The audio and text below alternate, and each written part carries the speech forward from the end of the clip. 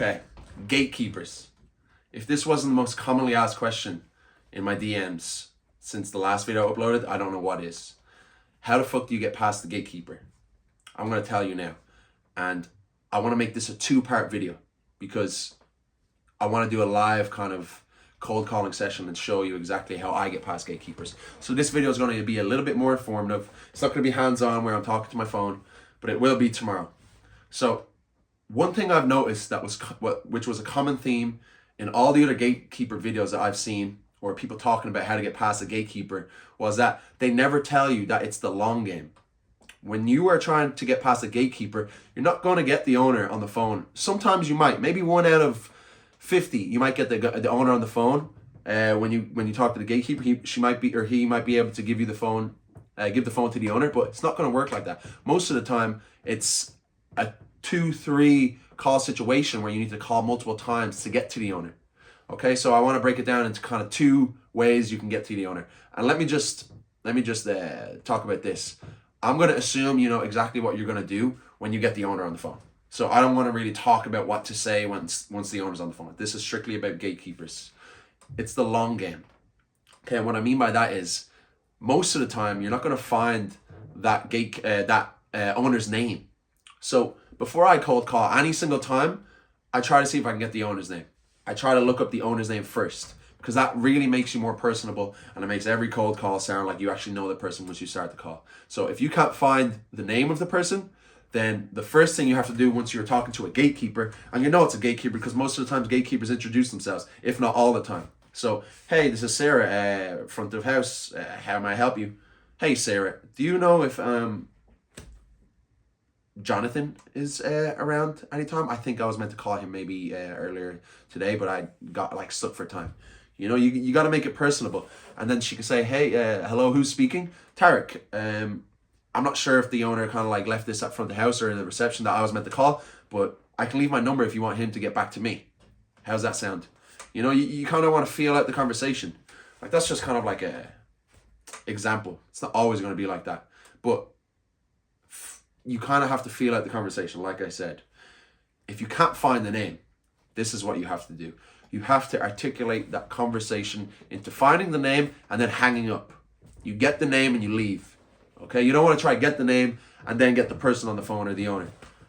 Because most of the time when I try to get through gatekeepers, the owner's calling me back because I'm saying the right thing to the gatekeeper that they're like, oh, this seems important. I think you should get back to this guy.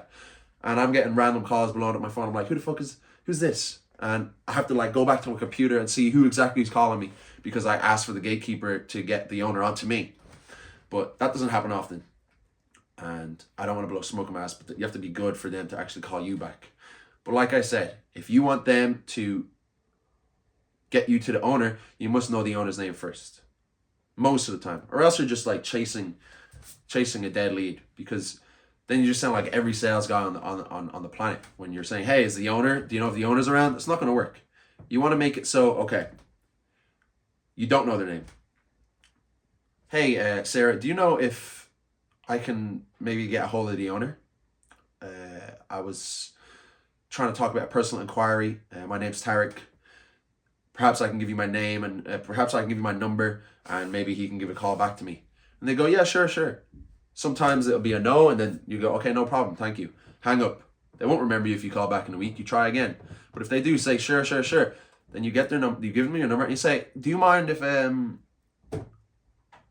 you can give me the owner's name just so I can be so I can formally talk to this person once they get on the phone to me, or something like that. They give you your name that way. You're not trying to get them to ring you back, but you got to maybe twist the conversation and figure out what's the best thing to say. Say, hey, look, do you mind if I get their name?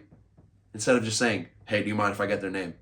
Say it like, if he's going to call back, do you mind if I get his name so it's a bit more personable because I'm not too sure who to address because maybe you can call me back. Just like that. So I can see a lot of people making the mistake with gatekeepers, but it really is just getting your repetitions in. It's something that I still need to improve on too. I'm not the best at getting past the gatekeeper. I make mistakes all the time. I look back at some of my cold call videos and I'm cringing because I'm like, did I seriously just fucking say that to the gatekeeper? You know? Before I finish this video off though, the last thing you want to do is get combative and start assailing the gatekeeper. Because I know gatekeepers can be very, very short, stubborn, not as intellectual as the owner would be, and sometimes that can kind of ignite anger in people.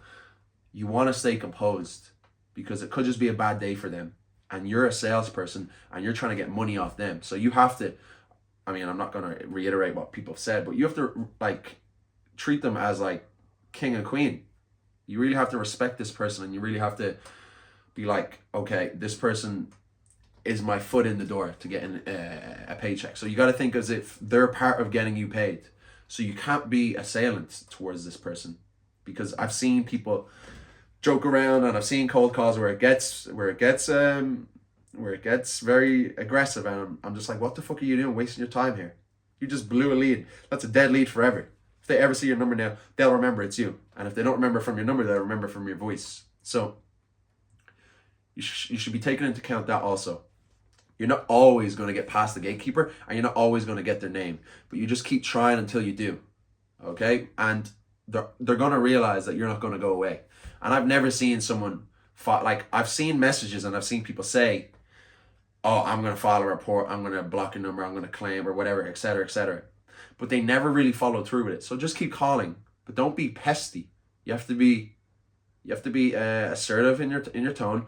And not only that, you have to be respectful at all times, even if they're being an asshole. I'll see you guys tomorrow with a live cold calling session. Thank you.